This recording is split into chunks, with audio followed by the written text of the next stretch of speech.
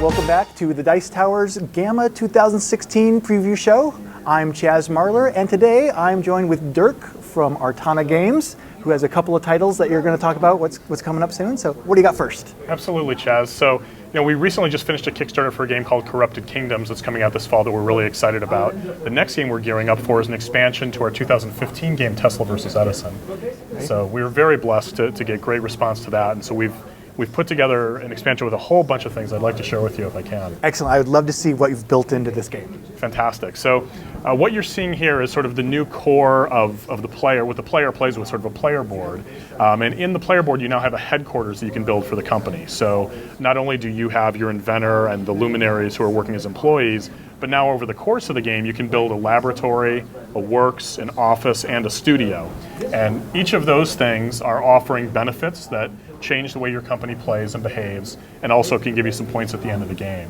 So it really makes the playing positions even more asymmetrical, more different and interesting, but also allows you to pursue very specific strategies of your choice by leveraging those headquarters.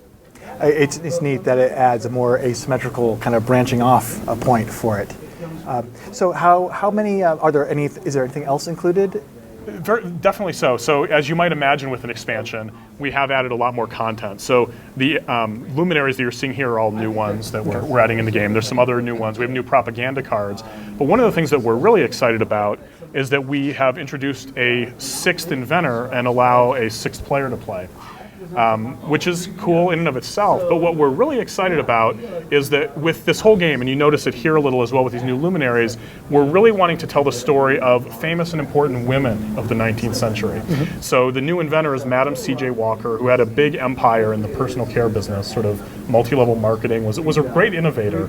And so we're bringing her to life in this game as the sixth player, and again, along with some other really important women as well. We feel like to round out and tell the whole story of this sort of rollicking 19th century, we've got to get the gals involved too. So sixth player, we have the female Luminaries as well. Another feature that we're excited about are event cards. So it's something that you've seen in other games where start of the turn you reveal an event card. But it's a 6-turn game, Tesla versus Edison. You're only going to use 6 in a game. We've created 33 different events. Oh, excellent. So the amount of variety that you're going to get game over game is it's off the charts. That's great. And we've been very careful to make sure there's no events on the last turn that are going to just blow up your whole game. But there certainly are events during the game that could really make things more challenging for you. Are the events all negative, or is there a mix of negative and positive ones It's a mix. It's a mix. We're a little bit more on the positive side, and then some neutral, and then some negative as well. Okay. And one of the things we've done is with the really positive one, we've made them auctions. So there's going to be these opportunities for really game-changing things. You better get your wallet out and deal with that. That's going to be a nice little twist, an added layer to it. Absolutely. It's testing great, and people are really enjoying it. Where is the expansion for Tesla versus Edison at production-wise? We're in late development. We're still doing some playtesting, but we're also preparing our final production files. So as you can imagine, we're getting pretty close to the end. There is one other feature I want to share with you, and I think it's the most innovative thing that we're doing in Tesla versus Edison. Okay. So we are introducing a whole series of robots. Oh. And what we're doing is for each inventor, and these are the ones for Madam Walker's company, there are 2 different robots. There's a Charles Babbage robot for easy play, and there's an Ada Lovelace robot for more challenging play. Okay. And so for all 6 of the inventors, they have 2 unique robots. And this is not just for solitaire play. This isn't, I want to play with one other thing, so I'm going to use this robot. I could be in a 4-player game and bring a robot to the table for 5. I could be 1 and play against 4 robots. I could just play 6 robots around the table and just game master the robots.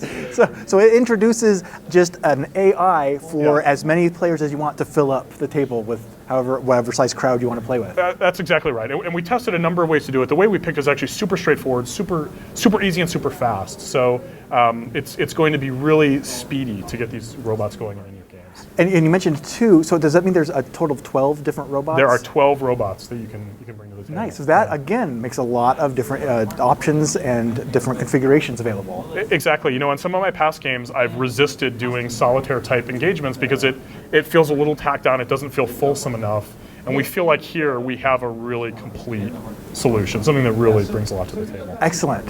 So, okay, that is the Tesla versus Edison expansion that's coming up later this year. Anything else that you want to say about it before we move on? No, just it's going to be a big box, 2 decks of cards, the mats, some wood, and there's going to be a lot there, and I think people are going to love it. I'm looking forward to it. Yeah. And what it adds to the game.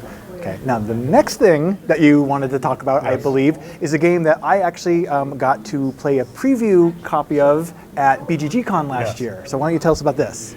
Yeah, so Chronicles 1 Origins is the game, and I know you're interested in it, and our audience as well, for those of you who aren't familiar with it.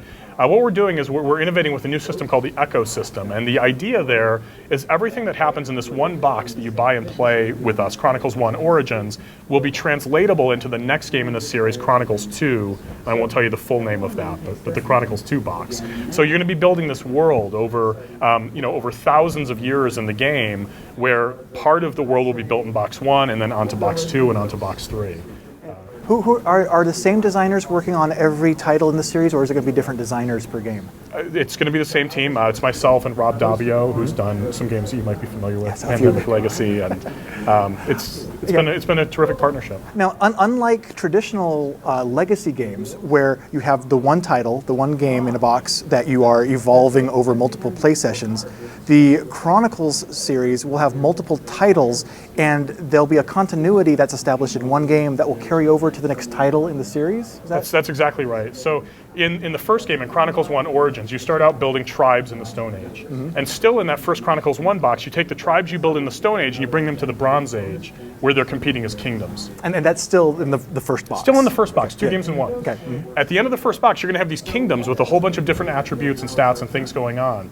When the second box comes out, that game is going to have totally different mechanics. It's almost in no way going to resemble anything in the first box, but it's going to have hooks that allow you to translate what you did in the first box over into the second for the second stage in the series. And I'm not going to tell you what historical period it covers, but it's so different that people we've talked to about the design can't believe that we're going to be doing what we're doing. So I wasn't aware of that. So just for an analogy, like say Risk Legacy, it's the first game isn't going to be like Risk Legacy, and then the next title in the series isn't going to be like Risk Legacy just with a different map. It's actually you're a completely different game, different mechanics, different type of game. Absolutely.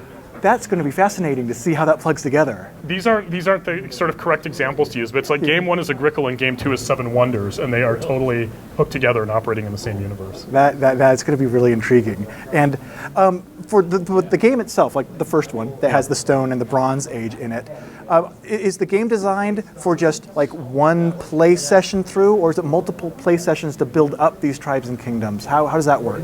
Yeah, so there will be 8 tribes that you'll be building at the start, so that's 8 sessions. And then once you have your tribes, only 5 of those will carry forward to become kingdoms. Okay. And those 5 kingdoms will compete in a cycle of about 8 games as well. Okay. So we're designing to make that cycle of 8 plus 8 the best it can possibly be.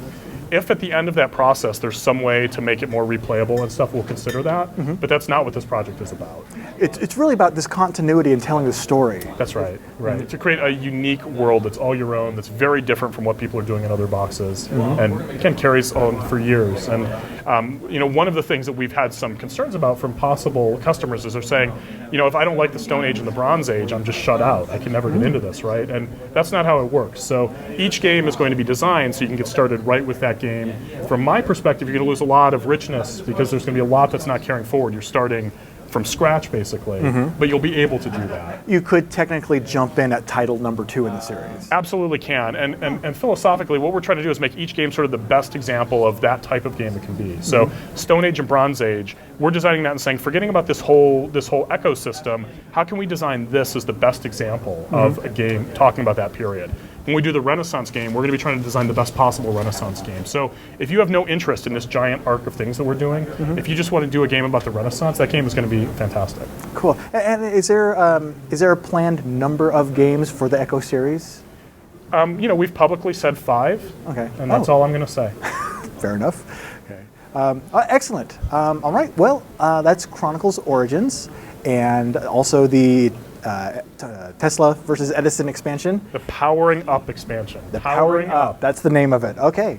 Well, thank you so much for joining us today. Thanks, Chaz. And be sure to check out more of the GAMA 2016 trade show videos on the Dice Tower. Thank you.